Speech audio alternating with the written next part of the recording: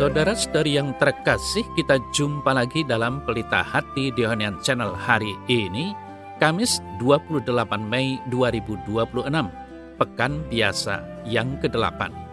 Bersama saya Romo Thomas Suratno SC dari komunitas SC Teluk Betung, Bandar Lampung, mendengar dan merenungkan sabda Tuhan, yakni firman Tuhan yang tersurat dalam Injil Markus bab atau pasal 10 ayat 46 sampai dengan ayat 52.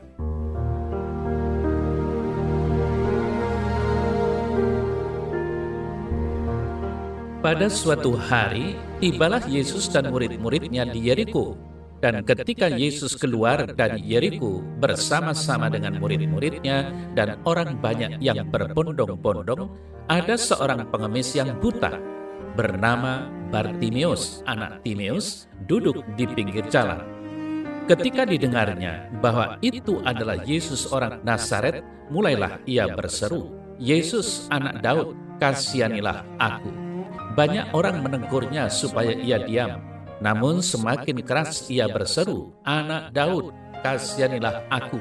Lalu Yesus berhenti dan berkata, "Panggillah dia." Mereka memanggil orang buta itu dan berkata kepadanya, "Kuatkan hatimu, berdirilah, ia memanggil engkau."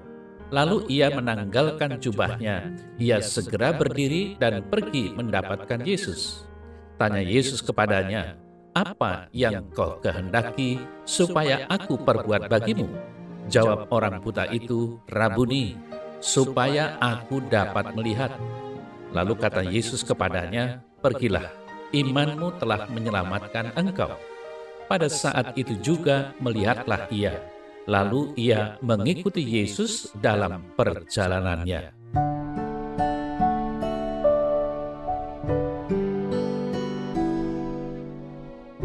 Saudara-saudari yang terkasih, meskipun Taurat memerintahkan kebaikan dan keadilan terhadap orang buta, justru seringkali mereka diperlakukan dengan buruk oleh masyarakat luas. Karena tidak mampu bekerja atau mencukupi kebutuhan sendiri, orang buta biasanya terpaksa mengemis.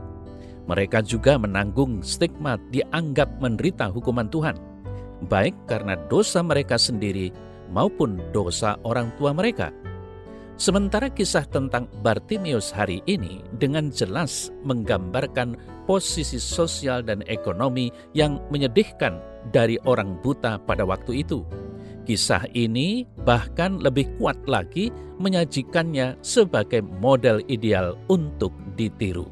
Pertama, saudara-saudari yang terkasih, kita harus dengan rendah hati melihat diri kita dalam diri Bartimeus.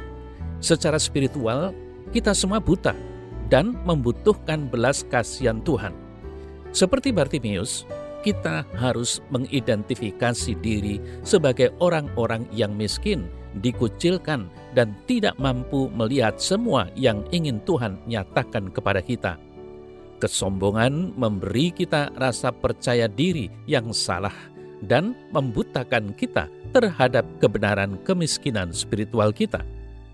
Kerendahan hati di sisi lain membuka mata iman, memungkinkan kita untuk menyadari kebutuhan kita akan belas kasihan Tuhan dan rahmat penyembuhannya, sehingga kita dapat melihat dan memahami kehidupan sebagaimana yang ingin Dia nyatakan.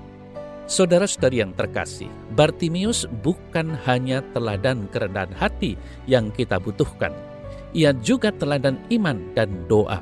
Dalam kerendahan hatinya, begitu mendengar bahwa Yesus dari Nazaret sedang lewat, ia berseru dengan dua cara. Pertama, ia menyebut Yesus sebagai anak Daud. Dengan menyebut Yesus sebagai anak Daud, Bartimeus menyatakan keyakinannya bahwa Yesus adalah Mesias. Bersamaan dengan pengakuan imannya itu, Bartimeus juga memanjatkan doa yang ideal, "Kasihanilah aku." Kata kasihanilah adalah terjemahan dari kata Yunani, eleison, yang juga diterjemahkan sebagai berilah rahmat. Misalnya, dalam misa, kita berdoa dalam bahasa Yunani, Kyrie eleison, atau Tuhan kasihanilah aku. Doa ini ideal karena setiap karunia dari Tuhan adalah tindakan belas kasihan. Kita tidak mendapatkan atau layak menerima rahmat-Nya.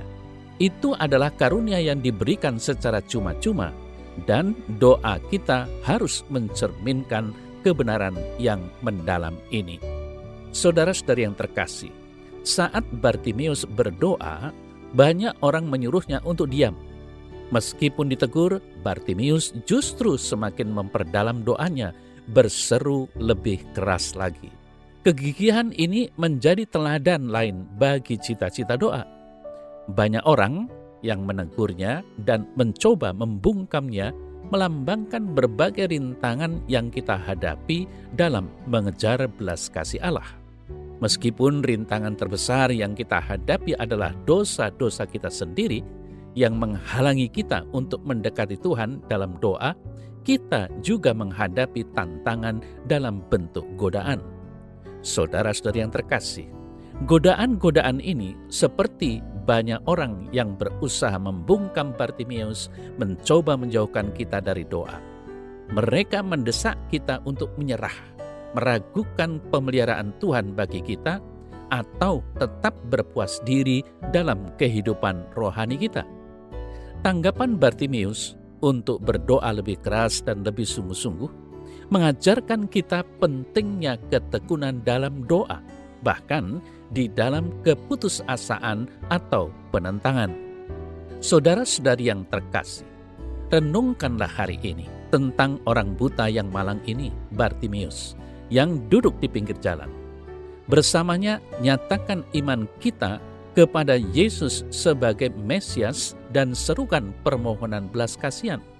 Ketika dosa menghalangi kita, beranilah untuk mengakuinya, mengaku dosa, dan memohon pengampunan.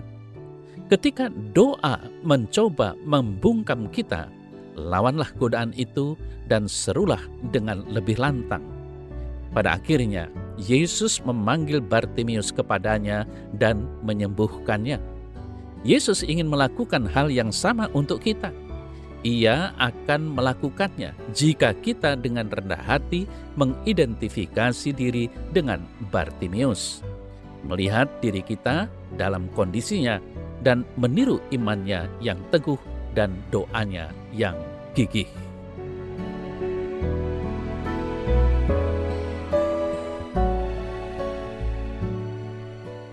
Dalam nama Bapa dan Putra dan Roh Kudus. Amin. Yesus Putra Daud, kasihanilah aku. Bersama Bartimeus aku menyatakan kepercayaanku kepadamu sebagai Mesias, Juru Selamat dunia.